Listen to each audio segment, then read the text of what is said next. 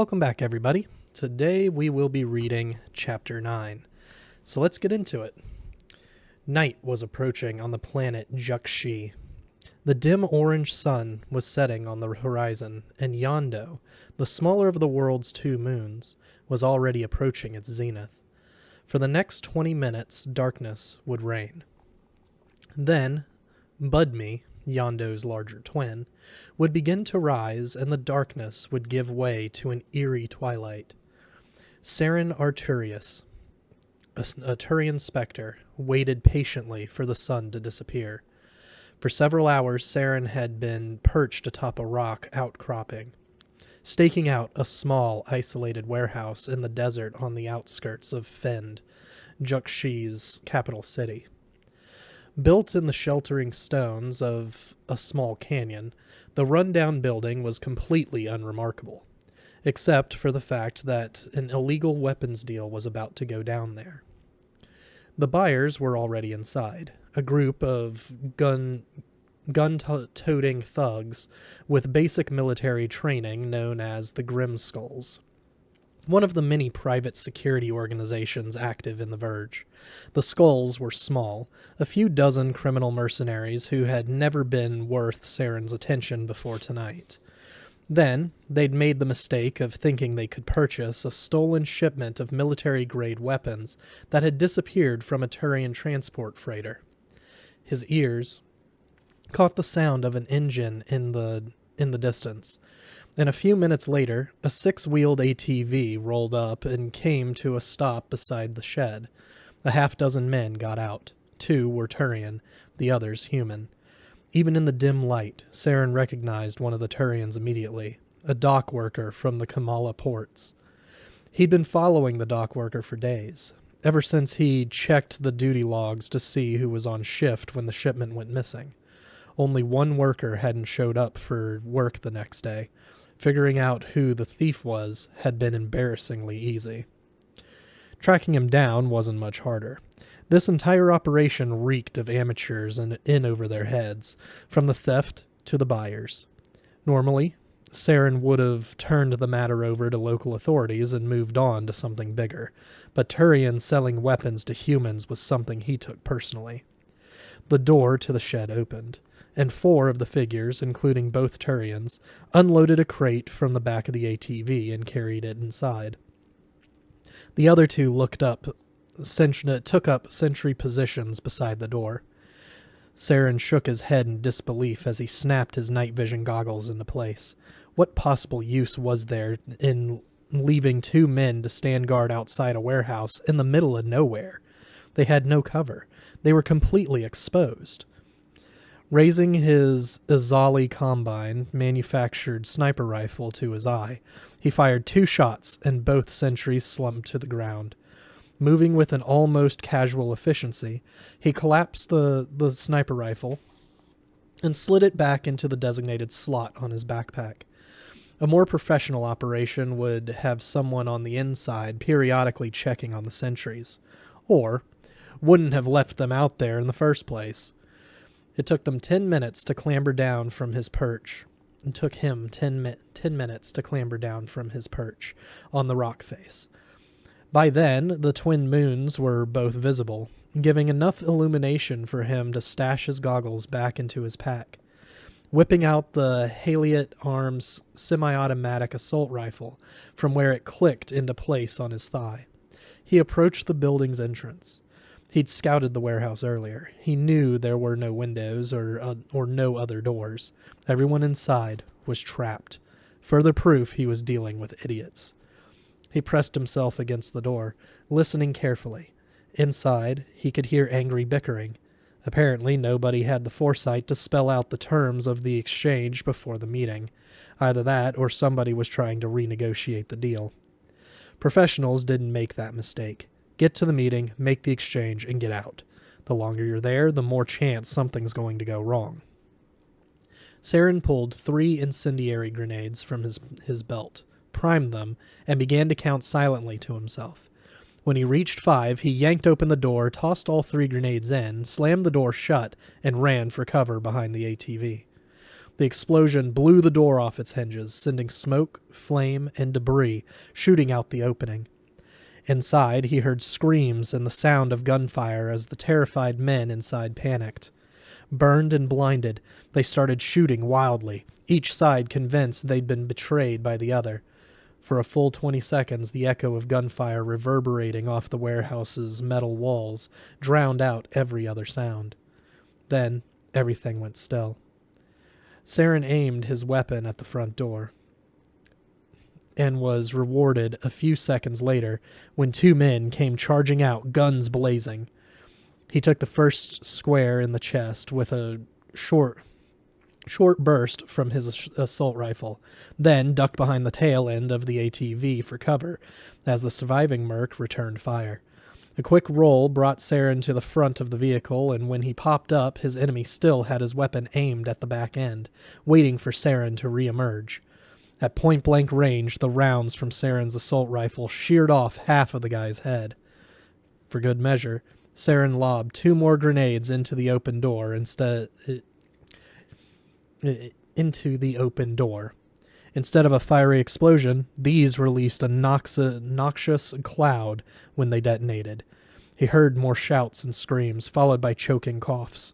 3 more mercs stumbled out of the shed one by one, each blind and gagging from the poison gas. Not one of them even returned fire as Saren mowed them down. He waited a few more minutes, letting the deadly fog clear, then sprinted from his position behind the truck to the edge of the door. He poked his head inside for an instant, then ducked back out of the way. The warehouse was littered with a dozen bodies. Some had been shot, several were burned, and the rest were twisted into horrific contortions from the gas causing their muscles to seize and spasm as they died. Several weapons were scattered about, dropped by their owners in their death throes. The crate they had carried inside on their arrival sat in the middle of the floor, unopened. Aside from that, the warehouse was empty. Assault rifle in hand, Saren made his way from body to body, slowly working his way from the door toward the back of the warehouse as he checked for signs of life. With the toe of his shoe, he rolled over a charred Turian who had fallen near the crate. One half of his face was burned, the carapace crispy and brittle. The flesh beneath it had melted, fusing the eyelids on the left side together. A small moan escaped his lips, and his good eye fluttered open. Who are you?" he croaked. "A specter," Saren replied, standing over him. He coughed, spewing up dark phlegm that was mostly a mix of blood and poison. "Please, help me." "You're in violation of interstellar law," Saren recited in a cold, passionless voice. "You are a thief, a smuggler, and a traitor to our species." The dying man tried to say something, but only coughed again. His breath was labored. The acrid smoke from the incendiary grenades had seared his lungs, damaging them so badly that he hadn't been able to breathe in enough of the poison gas to kill him. If he received immediate medical attention, there was still a small chance he might survive, but Saren had no intention of taking him to a hospital. Snapping his assault rifle back into the slot on his thigh, Saren dropped down on one knee and leaned in close to the other Turian's flame-ravaged features. "You steal weapons from your own people, and then you sell them to humans?" he demanded in a fierce whisper. "Do you know how many Turians I saw die by human hands?" It took a tremendous effort, but somehow the burned man managed to mutter 4 faint words in feeble protest through his scorched lips. "That war is over." Saren stood up and pulled his pistol in one smooth motion. "Tell that to our dead brothers." He fired 2 shots into the Turian's head, ending the conversation. Pistol still in hand, he resumed his inspection of the bodies. He noticed 2 human corpses near the back wall of the warehouse, noticeably less gruesome than the others. The grenades had detonated up near the front of the building, and these mercs had taken less damage. Even the poison would have dissipated by the time it reached all the way back here, explaining why the bodies weren't twisted and contorted like the others. They must have been killed by friendly fire. He approached the first one carefully, then relaxed when he saw clear evidence that the man was truly dead.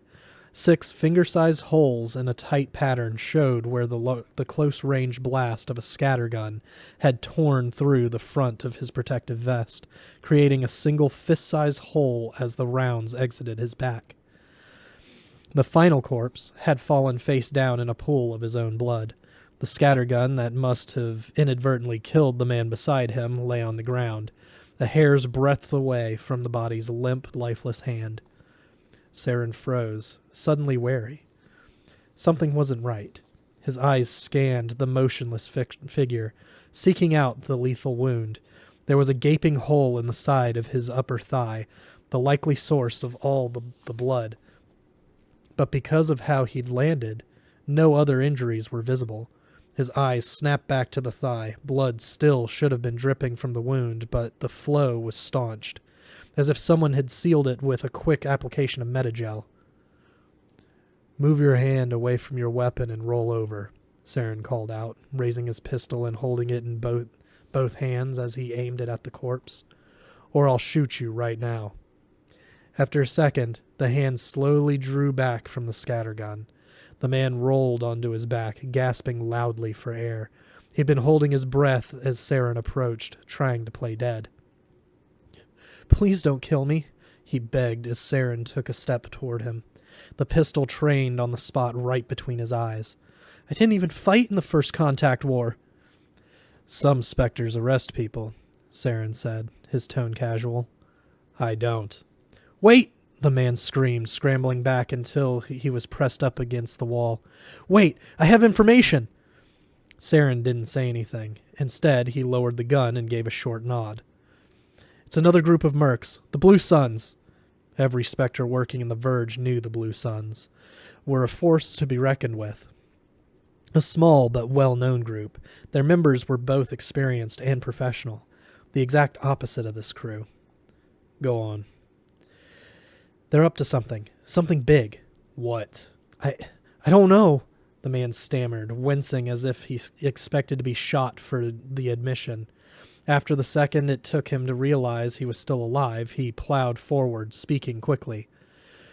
"That's how we got in on this buy. The Blue Suns were supposed to take the shipment, but they pulled out. I heard they got a major job in the works, something they didn't want to risk by drawing the attention of a Spectre with a weapons buy." Saren was intrigued. Whatever they were up to had to be big. The Blue Suns almost never turned their backs on a deal they'd already negotiated. If they were trying that hard to keep Spectres out of the picture, it meant he'd damn well better find out what was going on. "What else?" "That's all I know," the man said. "I swear, if you want more, you need to look at the Blue Suns." "So, do we have a deal?" Saren gave a derisive snort. "Deal?" "You know, I give you information about the Blue Suns and you let me live?" The Spectre raised his pistol again. "Should have negotiated before you spilled your guts. Got nothing left to bargain with." "What? No, please, don't!" The pistol put an end to his protests, and Saren turned and walked calmly back outside, leaving the carnage of the warehouse behind. He'd alert the local authorities once he got back to Fend so they could retrieve the stolen weapons and clean up the mess. Saren's mind was already on his next job. Initially, he dismissed the news of Sidon's destruction. He figured it would eventually lead back to some radical splinter group of Batarian rebels or retaliation against humanity's efforts to push their main rivals out of the Verge. But if the attack wasn't the work of political terrorists, then the Blue Suns were one of the few private security organizations with the capability to pull it off. Saren had every intention of finding out who had hired them and why, and he knew just where to start his investigation. Anderson had spent the better part of 2 days reviewing Kaylee Sanders' personal file, trying to make sense of it. The physical data was straightforward. Age 26, height 5 feet 5 inches, weight 120 pounds. The ID picture in her file showed she had predominantly Caucasian features, complexion fair, eyes light brown, hair dark blonde. She was attractive, but Anderson doubted anyone would ever have called her cute. There was a hard edge to her expression, as if she were looking for a fight. That wasn't surprising, given her personal background. According to the file, she had grown up in the Texan megapolis formed by the union of Houston, Dallas, and San Antonio, one of the poorer regions on Earth. She was raised by a single mother, a factory worker making minimum wage. Enlisting with the Alliance had probably been her only chance to get a better life, though she hadn't signed up until the age of 22, shortly after her mother's death. Most recruits sign up before they were 20. Anderson had joined the day he turned 18, but despite her late start, or maybe because of it, Kaylee Saunders had excelled at basic training. She was competent in hand-to-hand combat and weapons training, but her true aptitude had been in the technology fields. According to her file, she'd taken entry-level computing courses in the years leading up to her enlistment, and once she joined, she threw herself into the study of advanced programming, data communication networks, and prototype system architectures. She finished at the top of her class, completing a 3-year program in only 2.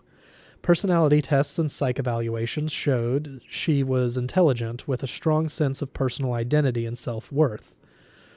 Evaluations from peers and superior officers showed she was cooperative, popular, and an asset to any team she worked with. It was no wonder she'd been assigned to the Sight On project, and that's why none of this felt right. Anderson knew the difference between a good soldier and a bad one. Kaylee Saunders was definitely a good soldier. She may have initially joined the Alliance as an escape, seeking a better life than the one she had on Earth, but she had found exactly what she was looking for. She'd experienced nothing but success, accolades, and rewards since joining the military. Plus, with her mother gone, she had no other family and no real friends outside her fellow soldiers. Anderson couldn't come up with a single reason she would turn against the Alliance. Even greed didn't make sense. Everyone at Sight On was pulling down a top salary. Besides, Anderson knew enough about human nature to understand that it took more than simple greed to convince a person to aid in the slaughter of the people they lived and worked with every day.